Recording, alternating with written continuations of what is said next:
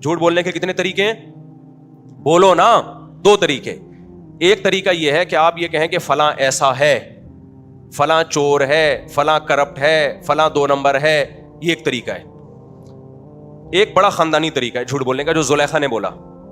Social media پہ یہ دوسرا طریقہ چل رہا ہے، بڑا ہی خاندانی، اس سے جھوٹ 100% سچ لگنے لگتا ہے. وہ خاندانی طریقہ میں بتا رہا تھا. بھائی یوسف علیہ السلام پر زلیخا نے ڈاکہ ڈالا، یوسف علیہ السلام بھاگے، دروازہ کھلا تو آگے شوہر کھڑا ہے جس کو قرآن کہہ رہا ہے سیدہ، آقا. زلیخا کے آقا کھڑے ہوئے تھے. اللہ میاں شوہر کو کیا کہتے ہیں؟ یار تمہارے فضائل پر جب بات ہوتی ہے تو بھی تمہارے منہ سے آواز نہیں نکلتی، تو تمہارے خلاف جب بات ہوگی تو کہاں سے آواز نکلے گی؟ وَأَلْفَيَا سَيِّدَهَا لَدَى الْبَابِ، قرآن کہہ رہے دروازے پہ زلیخا نے اپنے آقا کو پایا. اللہ میاں زلیخا کے شوہر کو زلیخا کا سید، سردار، آقا کہہ رہے ہیں. آئی بات سمجھ میں کہ نہیں آئی؟ آج جو خواتین کے حقوق میں بہت سے حقوق تو ملنے چاہیے خواتین کو جو نہیں مل رہے، لیکن کچھ ایسے ہیں کہ محل مغرب کو خوش کرنے کے لیے وہ دے دی ہیں خواتین. اسلام میں عورت ماتحت ہوتی ہے اپنے ہسبینڈ کی، سمجھ رہے ہو کہ نہیں سمجھ رہے؟ اور شوہر اس کا آقا ہوتا ہے. ہم یہ نہیں کہہ رہے کہ وہ اس کے پاؤں کی جوتی ہوتی ہے عورت، یا اس کی قدموں کی خاک ہوتی ہے، ہم یہ نہیں کہہ رہے. ہم کہہ رہے ہیں گھر کا سربراہ کون ہے بھائی؟ میاں ہے، وہ سربراہ مان لو آپ اس کو. اب دیکھو زلیخا نے جو رپورٹ پیش کی نا، اب یہ جو زلیخا کا میاں تھا اس نے جب دیکھا کہ یار یہ کیا ہو رہا ہے، میری بیوی اور یہ نوجوان ایک بند کمرے میں، یہ کیا مسئلہ ہے؟ تو زلیخا نے یہ نہیں کہا کہ یوسف نے مجھ پہ دست درازی کی ہے، یہ مجھے غلط نیت سے معاذ اللہ دیکھ رہے تھے، یہ نہیں کہا. یہ اگر اس طرح زلیخا بولتی تو یہ جھوٹ کی پہلی قسم ہوتی. یہ جھوٹ بولنے کا وہ طریقہ ہوتا جس سے شک ہوتا ہے کہ پتہ نہیں سچ کہہ رہی ہے کہ جھوٹ کہہ رہی ہے. تھوڑی سی آواز بڑھا دیں اس کی، پہلے گونج رہی تھی نا آواز. زلیخا نے کہا ما جزاء من اراد باهلك سوءا الا ان يسجن او عذاب الیم. اے میرے آقا، اے میرے سرتاج، مجھے آپ یہ بتائیے کہ آپ کی بیوی پر اگر کوئی غلط نیت سے ہاتھ ڈالنے کی کوشش کرے اس کی کیا سزا ہونی چاہیے؟ یہ جھوٹ کی کون سی قسم ہے؟ جھوٹ بولنے کا اسٹائل نمبر 2 کہ یہ تو بحث میں پڑو ہی نہیں کہ غلطی میں نے کی ہے یا اس نے کی ہے، یہ تو بحث ہی غلط ہے. آپ سزا بتائیں کہ اس کی سزا کیا ہونی چاہیے. آپ کو جھوٹ بولنے کا طریقہ سکھا رہا ہوں، اگر کبھی پکڑے گئے نا تو اس طرح سے بولا کرو جھوٹ. مرد کیسے پکڑا جاتا ہے؟ مرد کے پکڑے جانے کا یہی خطرہ ہوتا ہے کہ وہ جو ایک صاحب تھے نا، وہ نہیں، کسی بچے نے اپنی امی سے پوچھا کہ جان کیسے نکلتی ہے. امی نے بچے سے پوچھا بیٹا جان کیسے نکلتی ہے؟ بچے نے کہا کھڑکی سے نکلتی ہے. امی نے کہا پتہ نہیں اسکول میں کیا پڑھ رہا ہے، کیا مطلب کہہ رہے تھے بھائی؟ جب آپ گھر میں آنے والی ہوتی ہے نا تو پڑوسن گھر میں آئی ہوئی ہوتی ہے، جیسے ہی آپ دروازہ نوک کرتی ہیں تو ابو بولتے ہیں جان کھڑکی سے نکل جاؤ. جان کھڑکی سے نکل. بچے بڑے ہوشیار ہوتے ہیں، ان سے ہوشیار رہا کریں. دیکھو پکڑے گئے کہ نہیں پکڑے گئے. تو جب بھی پکڑے جائیں نا، جھوٹ بولنے کا ایک دوسرا طریقہ بتا رہا ہوں آپ کو میں. جھوٹ بولنے کا دوسرا طریقہ جو زلیخا نے استعمال کیا، زلیخا نے یہ نہیں کہا کہ یہ مجھ پہ دست درازی کر رہا تھا، بند کمرے میں مجھے ورغلا رہا تھا، بلکہ زلیخا نے کہا مجھے ایک بات بتاؤ کہ کوئی عام عورت کس کو بری نیت سے دیکھے وہ بھی سزا کا مستحق ہوتا ہے، لیکن ایک نوجوان جس کو آپ نے گھر میں رکھا، ساری زندگی پالا پوسا، شاہانہ اور بادشاہوں والی زندگی دی، وہ آپ ہی کی بیوی، یہ نہیں کہ محل میں کسی اور عورت پہ ڈورے ڈال رہا ہے معاذ اللہ، آپ ہی کی بیوی پہ ہاتھ ڈالنے کی کوشش کر رہا ہے، اس کی سزا بتائیں کیا ہونی چاہیے؟ مجھے فوراً جواب چاہیے، آنسر، اس کی سزا بتائیں آپ. الا ان یسجن او عذاب الیم، جیل میں ڈالنا ہے اس کو یا دردناک ہے، یہ آپ فیصلہ کریں گے. یہ ہے جھوٹ کی وہ قسم کے اگلے کو تحقیق کے قابل ہی نہ چھوڑو کہ غلطی کس کی ہے، سزا کا مطالبہ کرنا شروع کر دو. بالکل مولویوں پہ جو سوشل میڈیا پہ الزامات لگ رہے ہیں نا، ان میں بہت سے الزامات اس نوعیت کے لگ رہے ہیں، بہت سے الزامات اس نوعیت کے لگ رہے ہیں کہ ان مولویوں نے ایسا کر دیا، بتاؤ ان مولویوں کے ساتھ کیا ہونا چاہیے. بھائی تم پہلے فیصلہ تو کرو، یہ ان مولویوں نے کیا ہے یا تمہارے حکمرانوں نے کیا ہے یا تمہارے تعلیمی اداروں نے کیا ہے یہ کام؟ تو میں اپنا بتا رہا تھا, میرے اوپر جو الزام لگایا ہے نا, انہوں نے کہا نمبر ایک یہ نئے نئے لوگ آئے ہیں تو الزام کو ریپیٹ کر دوں. میرا مقصد اپنی صفائی بیان کرنا نہیں ہے, میرا مقصد اس شخص پہ رد کرنا نہیں ہے. میرا مقصد تو یہ ہے کہ سوشل میڈیا پہ اس طرح کے لوگ اس طرح الزامات لگا رہے ہیں, آپ کو ان لوگوں سے ہوشیار رہنا پڑے گا, چاہے وہ سیاسی لیڈروں پہ لگائیں, چاہے وہ کسی پہ بھی لگائیں, چاہے وہ مولویوں پہ لگائیں. الزامات جب تک آپ اپنی آنکھوں سے نہ دیکھ لو یا متعلقہ شخص سے رابطہ کر کے تحقیق نہ کر لو, پروپیگنڈے کی دنیا ہے, 5th ورلڈ وار ہے یہ, اس میں تباہ ہو جاؤ گے نہیں پروپیگنڈے میں آپ. تو انہوں نے الزام لگایا مفتی صاحب نے 2014 میں یوٹیوب کو حلال کیا, 15 میں حرام کیا, 15 میں حلال کر دیا. حالانکہ نہ میں نے 2014 میں حرام کیا, نہ 15 میں حلال کا فتویٰ تو دیا. پھر دوسرا الزام یہ لگایا کہ مفتی صاحب نے 2014 میں یوٹیوب کی آمدن کو حرام کہا, پھر 15 میں حلال اس لیے کیا کہ اپنا چینل بنایا. حالانکہ میرا 2018 میں چینل بنا ہے, 2015 میں. یہ دوسرا جھوٹ بھی. تیسرا جھوٹ, مفتی صاحب لوگ ڈراپ شپنگ کو حرام کہتے ہیں, حالانکہ ہم حرام کہتے ہی نہیں ہیں, ٹھیک ہے نا. ہم تو اس میں کچھ ڈیٹیل بتاتے ہیں, بھائی اس طرح سے حلال ہے, یہ کرو گے تو حلال ہے, یہ کرو گے تو حرام ہے.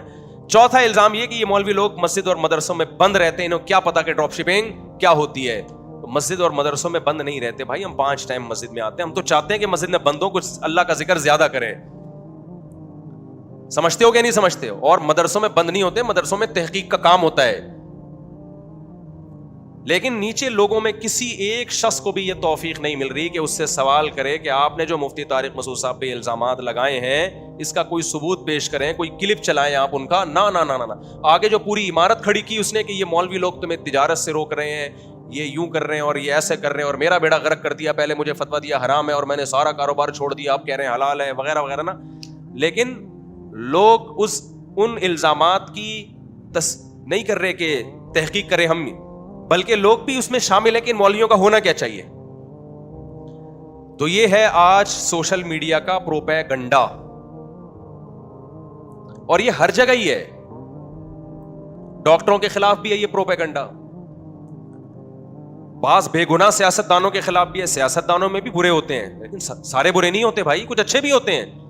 ایک آدمی نے مجھے کہا کہ وہ فلاں سیاست دان کے بارے میں, وہ دیکھو بھاگ کے بیرون ملک بیٹھا ہوا ہے, تصویریں بھیجی, یہ دیکھو. میں نے تحقیق پتہ چلا وہ تو ادھر ہی بیٹھا ہوا ہے کراچی میں, پتہ نہیں کون سے زمانے کی تصویریں اٹھا کے وائرل کی ہوئی ہیں. ایک صاحب نے مجھے کہا کہ وہ فلاں سیاست دان ہے, آپ کو پتہ ہے اتنے کروڑوں روپے کی جائیدادیں بنا لی ہیں اس نے. میں نے کہا نہیں مجھے نہیں پتا, اور میں نے کہا مجھے یہ تو پتا ہے کہ آپ کو بھی نہیں پتا. کہہ رہے کیوں, وہ فلاں نے رپورٹ پیش کی. میں نے کہا فلاں نے جو رپورٹ پیش کی ہے اس رپورٹ کے بارے میں آپ کو پتا ہے کہ وہ رپورٹ صحیح ہے کہ غلط ہے؟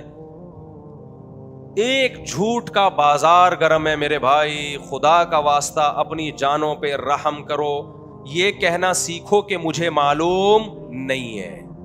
آج ہماری قوم کا بڑا مسئلہ یہ ہے کہ جس کو کچھ بھی نہیں پتا اسے ہر فیلڈ کا سب کچھ پتا ہے. اور یہ پروڈکٹ آپ کو پاکستان میں ملے گی. میرا بڑے بڑے ڈاکٹروں سے واسطہ ہوتا ہے, میں اگر کڈنی کے اسپیشلسٹ سے ہارٹ کے بارے میں کچھ پوچھوں نا, وہ فوراً کہہ دیتا ہے مجھے مفتی صاحب ہارٹ کے بارے میں نہیں پتا. حالانکہ وہ پورا ڈاکٹر ہوتا ہے, کچھ نہ کچھ تو پتا ہوگا نا اس کو. میں اگر ہارٹ اسپیشلسٹ سے لیور کے بارے میں پوچھتا ہوں, وہ فوراً کہے گا مفتی صاحب ایک جگر کے اسپیشلسٹ ہیں, ان کا نمبر میرے پاس ہے, آپ ان سے رابطہ کر لیں. میں ہارٹ کا اسپیشلسٹ ہوں, مجھے جگر کے بارے میں بولتے کیوں نہیں میرے بھائی, نہیں پتا. وہ کہہ دے گا کہ مجھے نہیں پتا, اس کو اس میں شرم محسوس نہیں ہوگی. لیکن آپ کسی 2 نمبر حکیم کے پاس جاؤ یا 2 نمبر ڈاکٹر کے پاس جاؤ, آپ اس سے لیور کے بارے میں پوچھو, وہ لیور کے بارے میں ایسی رپورٹیں پیش کرے گا جو آپ کے باپ دادا نے بھی کبھی نہیں سنی ہوں گی. اسے سب پتا ہوگا کہ پودینے کے پانی میں نیمبو ڈال کے پیو, تمہارا جگر کا کینسر ختم. میں ملا ہوں ایسے ڈاکٹروں سے بھی, پودینہ کا پانی میں لیمو ڈال کے پیو تو جگر کا کینسر آپ پینا نہ شروع کر دیں کہیں. ایک مثال دے رہا ہوں میں. ان کو ہارٹ کا بھی پتا ہے, لہسن کو پیسٹ بنا کے صبح شام پیئیں, دل گارڈن ہو جائے گا آپ کا. کھائیں لہسن, کسی ایکسپرٹ ہارٹ اسپیشلسٹ سے پوچھ لیں. ایسا نہ ہو کہ جو تھوڑا بہت بعض دفعہ کولیسٹرول کی کمی سے بھی دل خراب ہو جاتا ہے. پتہ چلا تو تھوڑا سا کولیسٹرول باقی رہ گیا تھا, لہسن نے وہ بھی باقی نہیں چھوڑا. ہر شخص کو پاکستان میں ہر طرح کی نالج ہے یا نہیں ہے, مجھے ایک بات بتاؤ. لہذا مفتی بھی یہاں پتھر اٹھاؤ گے مفتی نکلیں گے, اس کو ڈراپ شپنگ کا بھی پتا ہے, اس کو انشورنس کا بھی پتا ہے, اس کو تکافل کا بھی پتا ہے, اس کو طلاق کے حکام بھی معلوم ہے, اس کو ہسٹری کا بھی پتا ہے, اس کو بنو امیہ کا بھی پتا ہے, اس کو بنو عباس کا بھی پتا ہے, بنو عباس کے جتنے چاچے مامے خالے پھپھے تاریخ میں گزرے سب کا پتا ہے, اس کو محمد بن قاسم کا بھی پتا ہے, اس کو ٹیپو سلطان کا بھی پتا ہے, اس کو ہٹلر کا بھی پتا ہے. اور پھر میڈیکل سائنس کی طرف ہم آتے ہیں تو ان کو جناب جگر کا بھی پتا ہے, ان کو گردوں کا بھی پتا ہے, ان کو کلیجی کا وہ پھیپھڑوں کا بھی پتا ہے, لنگس کے بھی یہ اسپیشلسٹ ہیں, گھٹنوں میں درد کا علاج بھی ان حکیم صاحب کے پاس ہے, کمر کے درد کا علاج بھی ان حکیم صاحب کے پاس ہے. اگر آپ کی اولاد نہیں ہو رہی, اولاد کے کیپسول بھی یہ کھلائیں گے. اگر آپ کی اولاد ہو رہی ہے لیکن بیٹیاں ہو رہی ہیں تو بیٹے کے کیپسول بھی ان کے پاس ہیں, وہ کھلائیں گے, بیٹا پیدا ہو جائے گا آپ کے. جو اسپیشلسٹ ہے اس کو صرف اپنی فیلڈ کا پتا ہے, باقی اس کو کچھ بھی نہیں پتا. اور جو اسپیشلسٹ نہیں ہے وہ ہر فن میں اسپیشلسٹ ہے. یہ پتا ہے ٹیکنیکل فالٹ کیا ہے, ہمیں لا ادری کہنا نہیں آتا. لا ادری کا مطلب ہے مجھے معلوم نہیں ہے. یہ کہنا سیکھو میرے بھائی کہ مجھے معلوم نہیں ہے. اس میں کوئی عیب کی بات نہیں ہے. ہر شخص کو سب کچھ نہیں پتا ہوتا. نہ سیاست دانوں کے بارے میں جھوٹے تبصرے کرو, نہ کسی اور کے بارے میں جھوٹے تبصرے کرو. ان السمع والبصر والفؤاد كل اولئک کان عنہ مسئولا. قرآن کہتے ہیں آنکھ ناک کان اور دل کے بارے میں تم سے قیامت کے دن سوال ہوگا. جو لفظ زبان سے نکال رہے ہو نا بغیر تحقیق کے, ما یلفظ من قول الا لدیہ رقیب عتید, انسان ان الفاظ کا ذمہ دار ہے, ان الفاظ کے بارے میں آپ سے سوال ہوگا. اور خوب سمجھو, جب بھی کسی کی اسپیچ سنا کرو نا, اینالائز کرنا سیکھو اس کو, ایک دم نہیں مان لے آیا کرو. آپ اس کی بات کے ٹکڑے کیا کرو کہ اس نے 4 قسم کے الزامات لگائے ہیں, ان چاروں الزامات پہ ہم الگ الگ دیکھو. ہمارے پاس جب کیس آتا ہے نا, ہم تو حکم تحکیم کا کام بھی کرتے ہیں نا بھائی. کاروباری جھگڑے آتے ہیں لوگوں کے تو لوگ کہتے ہیں مفتی صاحب حل کرو. ایک تو ہوتا ہے فتویٰ لکھنا. فتویٰ اور چیز ہے, 2 پارٹیوں کے درمیان فیصلہ کرانا, بولو الگ چیز. فتوے کا مطلب جو آپ سوال لکھ کے دیں گے اس کے حساب سے آپ کو جواب مل جائے گا. دوسرا سوال لکھ کے دے گا بالکل الٹا, اس کو جواب اسی کے حساب سے مل جائے گا. تو 2 الگ الگ فتوے چلے گئے کہ نہیں چلے گئے؟ لوگ کہتے ہیں مفتی صاحب اس کو یہ فتویٰ دیا, آپ نے اس کو الٹا فتویٰ دے رہے ہو. ہم کہیں گے بھائی جو اس نے سوال پوچھا اس کے حساب سے طلاق نہیں ہوئی, یہ کمبخت جو پوچھ رہا ہے اس کے حساب سے ہو گئی ہے. 2 الگ الگ فتوے جا رہے ہیں, سوال 2 الگ الگ آئے ہیں نا. ابے بھائی کیا کریں, کیسے سمجھائیں؟ لیکن جب تحکیم ہوتی ہے نا, تحکیم 2 پارٹیاں آتی ہیں, پھر جو الزامات لگائے جاتے ہیں نا, تو آپ نے عدالتوں میں بھی دیکھا ہوگا جج ایک ایک الزام کو لکھتا ہے, ایک ایک الزام کو لکھتا ہے, اس کا تجزیہ کیا جاتا ہے پھر کہ کس الزام کی کتنی حیثیت ہے, اس میں آپ کے پاس گواہ ہیں یا نہیں ہے. تو جب بھی کسی کا کلپ سنا کریں, ایک میں مثال سے بات سمجھاتا ہوں. آپ کہیں گے مولوی صاحب کس ٹائپ کا بیان لے کے بیٹھ گئے ہیں, یہ ہمیں ضرورت ہے بھائی. پروپیگنڈے سے متاثر نہ ہوا کرو. جب بھی کوئی دعویٰ کرے اس کے اسٹائل پہ مت جاؤ, اس کے رونے دھونے پہ مت جاؤ, اس کے چیخنے چلانے پہ مت جاؤ, اس کے جذبات پہ مت جاؤ. بعض اسکالر بڑے جذباتی ہو کے بیان کر رہے ہیں, یہ ایسے ہے فلانا ایسے, لوگ کہتے ہیں وہ رونا شروع کر دیتے ہیں لوگ, یار یہ واقعی اتنا برا ہے یہ آدمی. او بھائی وہ جو دعوے کر رہا ہے دعوے برائے دعوے ہیں وہ. میں اکثر ایک واقعہ بیان کرتا ہوں. حضرت عمر کا دور حکومت تھا, کوئی جج تھے, ان کی عدالت میں ایک عورت آئی روتے ہوئے, اپنے شوہر پہ الزام لگا رہی تھی میرا شوہر ایسا ہے, میرا بہت رو رہی تھی. تو جو کمرہ عدالت میں لوگ بیٹھے ہوئے تھے انہوں نے جج سے کہا کہ جج صاحب یہ عورت بڑی مظلوم ہے, آپ اس کے حق میں فیصلہ کریں. تو انہوں نے کہا بھائی رونا مظلومیت کی دلیل نہیں ہے. جج تھے نا, ماہر تھے وہ, تو صبح شام بھگتتے رہتے. انہوں نے کہا اگر رونا مظلومیت کی دلیل ہوتا تو یوسف علیہ السلام کے بھائیوں نے کنویں میں یوسف علیہ السلام کو ڈالا اور خود الٹا روتے ہوئے آ رہے ہیں. رونا یوسف علیہ السلام کو چاہیے تھا, رو کون رہا ہے؟ بھائی رو رہے ہیں. وجاءوا اباہم عشاء یبکون, قرآن کہتے ہیں شام کو ابا کے پاس آئے روتے ہوئے, رو رہے ہیں ہائے ہمارے بھائی کو کیا ہو گیا, ہائے ہمارے بھائی کو کیا ہو گیا, حالانکہ جھوٹ بول رہے تھے. تو رونا دلیل محبت نہیں ہے, نہ آپ کے برحق ہونے کی دلیل ہے, نہ جذباتی ہونا آپ کے برحق ہونے کی دلیل ہے. تو ہماری قوم میں بڑا مسئلہ میجورٹی میں یہ ہے کہ وہ جذبات سے متاثر ہو رہے ہیں. جب بھی کوئی الزام لگایا کرے اس کو تجزیہ کیا کرو کہ یہ بول کیا رہا ہے. میں ایک مثال دیتا ہوں, چونکہ آج کل علماء کے خلاف بہت پروپیگنڈا ہو رہا ہے یوٹیوب پہ. ایک صاحب ہیں ملحد قسم کے ہیں, ویسے اپنے آپ کو مسلم کہتے ہیں وہ. انہوں نے بڑے بڑے سائنسدانوں کی تصویریں لگائیں, آئنسٹائن کی, نیوٹن کی, بڑا جو ہے نا, اور بیچ میں مولانا طارق جمیل صاحب کی, اور کہا کہ دیکھو ان لوگوں کی یہ ایجادات ہیں, یہ کام کیے اور یہ کام کیا, اور یہ حوروں کی ٹانگوں کی حسن اور جمال بیان کرتا ہے یہ آدمی. نیچے لوگوں نے کہا یار یہ دیکھو مولوی کسی کام کے مولانا طارق صاحب نے بسا اوقات حوروں کے حسن پہ بیان کیا نا, کہہ رہے ہیں یہ دیکھو یہ ڈاکٹر ہے اتنا بڑا, انگریزوں کی ساری تصویریں نا, یہ آئنسٹائن ہے, یہ نیوٹن ہے, یہ اتنے بڑے بڑے سائنسدان جنہوں نے یہ کیا, اور ہنس بھی رہا ہے اور کہہ رہے ہیں یہ حوروں کے, تو ہماری قوم ان کو فالو کر رہی ہے, ان کو چھوڑا ہوا ہے. سمجھ میں آئی بات؟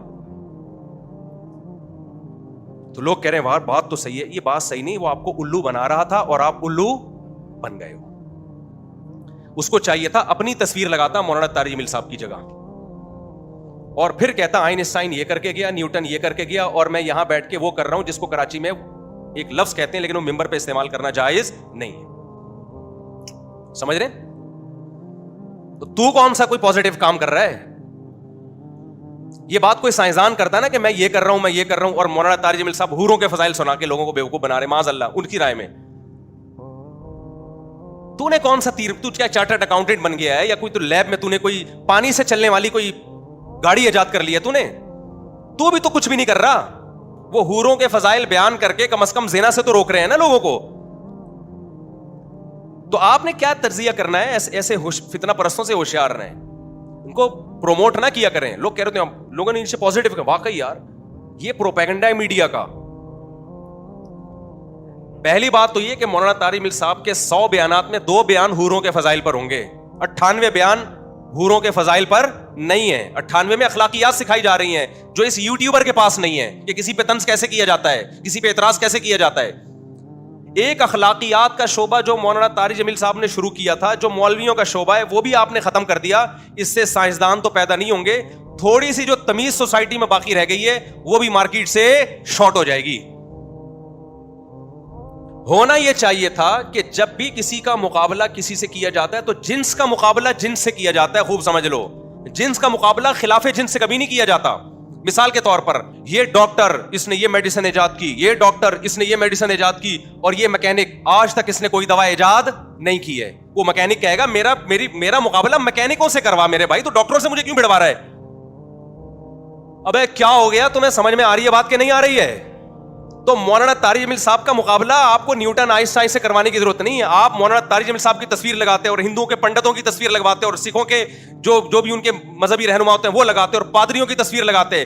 پھر آپ کہتے ہیں یہ پادری یہ گائیڈ کر رہا ہے, یہ پنڈت یہ کہہ رہا ہے, اور مولانا طارق جمیل صاحب کا بیان سنو وہ کیا کہہ رہے ہیں. پھر ہم کہتے ہیں یہ جو آپ مقابلہ کر رہے ہو مذہبی لیڈروں کا, مذہبی, آپ مسلمانوں کے مذہبی لیڈر کو دیکھو, نہا دھو کے جمعے میں تیار ہو کے آتے ہیں, نہا دھو کے سفید کپڑے پگڑی, اور آپ ہندوؤں کے پنڈت کی تصویریں لگاؤ ساتھ میں, عیسائیوں کے پادریوں کی لگاؤ. خدا کی قسم جو گیٹ اپ علماء کا اور جو روحانیت اور چہرے پہ اطمینان ان کے نظر آئے گا, کسی کے مذہبی لیڈروں میں آپ کو وہ روحانیت نظر نہیں آئے گی. اور اگر آپ نے نیوٹن اور آئنسٹائن کا مقابلہ کروانا ہے تو اپنے یونیورسٹیوں کے پروفیسروں سے کرواؤ. لمس یونیورسٹی کے پروفیسر کی تصویر لگاؤ وہاں پہ, آپ کراچی یونیورسٹی کے پروفیسر کی تصویر لگاؤ وہاں پہ کہ یہ کیا کر رہے ہیں اور یہ کیا کر رہے ہیں. سارا نزلہ کس پہ اتارا جا رہا ہے؟ مولویوں پہ ٹھڑک پوری کی جا رہی ہے اپنی. مجھے بتایا وہاں اٹلی میں یا کہیں جرمنی میں کوئی پادری نے آنا تھا عیسائیوں کے, جس کے اٹلی میں ان کے پوپ آتے ہیں نا وہاں پہ. اب وہ عیسائی لوگ انتظار میں کھڑے ہوئے کہ ہمارے پوپ آئیں گے. ہمارے یہاں سے ایک عالم گئے, میں نام نہیں لینا چاہتا ہوں عالم کا, وہ شاید ناراض ہو جائیں. ان کا اتنا خوبصورت چہرہ, اتنی بڑی داڑھی ان کی, بڑے چہرے پہ ایک رونق. جب وہ اترے ہیں نا تو وہیں کے لوگوں نے مجھے بتایا اٹلی میں کہ عیسائی ان کو دیکھ کے حیران ہو گئے کہ یار یہ مسلمانوں کے مذہبی رہنما ہیں. یعنی وہ اپنے پادری کو چھوڑ کر کس کی طرف مائل ہو رہے ہیں؟ جو مسلمانوں کے مذہبی رہنما ہیں ان کی طرف مائل ہو رہے ہیں. تو پروپیگنڈا دیکھو کس طرح سے ہو رہا ہے. میں پھر بار بار کہتا ہوں, مجھے ان لوگوں پہ اعتراض نہیں ہوتا جو ایسے کلپ بناتے ہیں, تو پیڈ ہوتے ہیں, ان کے تو اپنے مفاد ہوتے ہیں. اعتراض آپ لوگوں پر ہوتا ہے بھائی جو ان کے پروپیگنڈے سے متاثر ہو جاتے ہیں. سمجھتے ہو کہ نہیں سمجھتے ہو؟ آپ یہ کہہ سکتے ہو کہ پھر ان مولویوں کی ہمیں ضرورت کیا ہے, جب نہ انہوں نے بلب ایجاد کیا, نہ یہ گاڑی ایجاد کر سکتے ہیں, نہ گاڑی کا پنچر لگا سکتے ہیں, یہ حوروں کے فضائل کے علاوہ کچھ بھی نہیں سنا سکتے, تو ان کی ہمیں ضرورت کیا ہے؟ مقابلہ نہ کرو. آپ یہ اعتراض کر سکتے ہو. تو بھائی جو آخرت پر ایمان رکھے گا اس کو مولوی کی ضرورت ہوگی, جو آخرت پر ایمان نہیں رکھتا اس کو مولوی کی کوئی ضرورت نہیں ہے. اس کے لیے تو مولوی سے زیادہ بیکار طبقہ واقعی دنیا میں کوئی نہیں ہے. کیونکہ اگر آپ یہ اس نظریے کے قائل ہو کہ ہم نے مر کے مٹی ہو کے ختم ہو جانا ہے, تو پھر آپ واقعی میں کہتا ہوں مولوی سے بیکار طبقہ دنیا میں کوئی بھی نہیں ہے. پھر تو ضرورت ہی نہیں ہے, پھر تو قرآن کی بھی ضرورت نہیں, پھر تو پیغمبروں کی بھی ضرورت نہیں, پھر تو اسلام کی بھی ضرورت نہیں ہے, پھر تو یہ دنیاوی اور مادی ترقی ہی سب کچھ ہے. لیکن قرآن پکار کے کہہ رہا ہے وما بلغوا معشار ما آتیناہم, اس ترقی سے متاثر مت ہونا.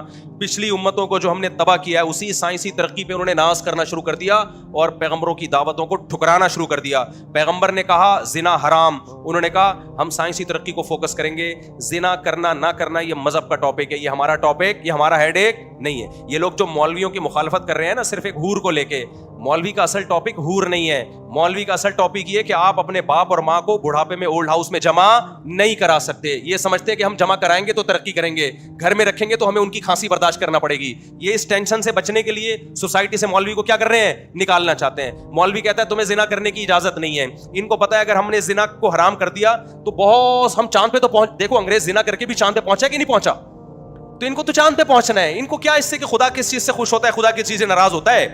تو مولوی کہتا ہے نکاح کرو, ان کو اس سے تکلیف ہو رہی ہے. یہ کیوں ہمارے داخلی معاملات میں ہم گرل فرینڈ رکھیں یا نکاح کریں, ہمارا ہیڈ گئی ہے. سمجھتے ہو کہ نہیں سمجھتے ہو؟ مولوی کہتا ہے شراب کیا ہے, حرام ہے. یہ کہتے ہیں یار شراب پی کے انگریز کہاں سے کہاں چلا گیا. مولوی کہتا ہے بھائی شراب پی کے تو یہاں بیٹھے بیٹھے آپ چاند پہ پہنچ جاتے ہو, ہم مانتے ہیں اس بات کو, لیکن خدا شراب سے کیا ہوتا ہے, ناراض. چترول لگیں گے مرنے کے بعد. جو زنا کرتا ہے دنیا میں ترقی کر لیتا ہے میرے بھائی وہ, لیکن چترول کب لگیں گے, مرنے کے بعد. جو ماں باپ کو اولڈ ہاؤس میں جمع کرتا ہے ترقی کر لیتا ہے, ہو سکتا ہے میڈیکل کالج میں اس کے نمبر زیادہ اچھے آئے کیونکہ ابا کی ٹینشن ہی ختم ہو گئی, لیکن چترول کب لگیں گے, بولتے کیوں نہیں, مرنے کے بعد.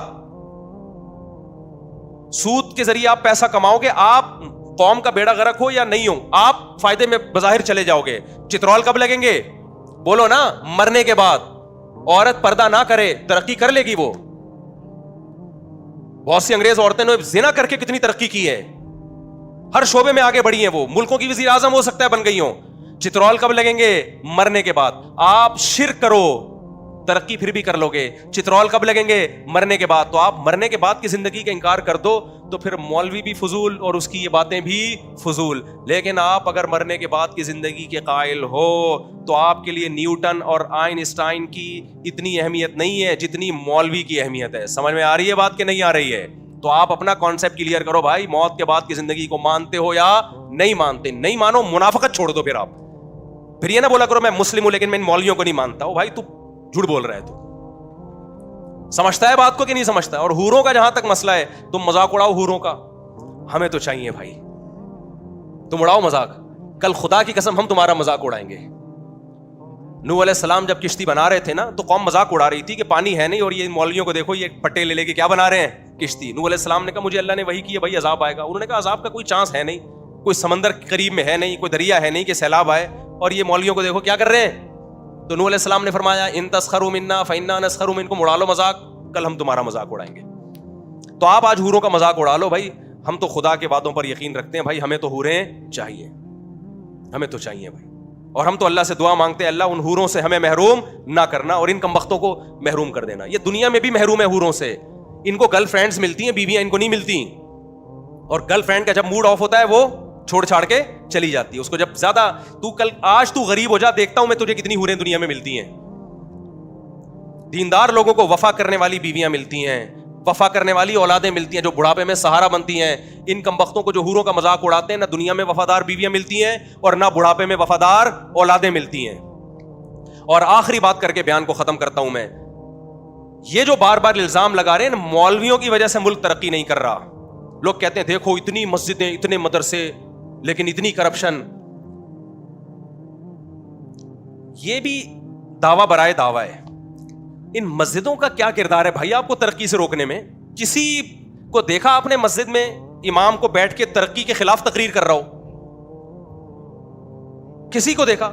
آپ کہہ سکتے ہیں ترقی کے خلاف تو تقریر نہیں کرتے, لیکن حوروں کے اتنے فضائل بیان کر دیتے ہیں کہ لوگ ان کے چکروں میں پڑ جاتے ہیں, اور کوئی آئنسٹائن اور نیوٹن جیسا پھر پیدا نہیں ہوتا, سارے حوروں کے چکر میں لگ جاتے ہیں. او بھائی حوروں کے چکر میں لگا کے ترقی سے نہیں روک رہے, آپ کو موٹیویٹ کر رہے ہیں ہم کہ تم ترقی کرو, کیونکہ اللہ نے جنت کی حوروں کا وعدہ سست اور پوستی لوگوں سے نہیں کیا, انہی لوگوں سے کیا جو اسٹرگل کرتے ہیں. میرے تو میڈیکل کالج میں بیانات ہوتے رہتے, میں کہتا ہوں تمہیں حوریں ملیں گی نہیں اس وقت جب تک تم پڑھائی کو فوکس نہیں کرو گے. اسلام جب دنیا میں آیا, مجھے ایک بات بتاؤ, سائنس نے ترقی کی ہے یا تنزل میں گئی ہے سائنس؟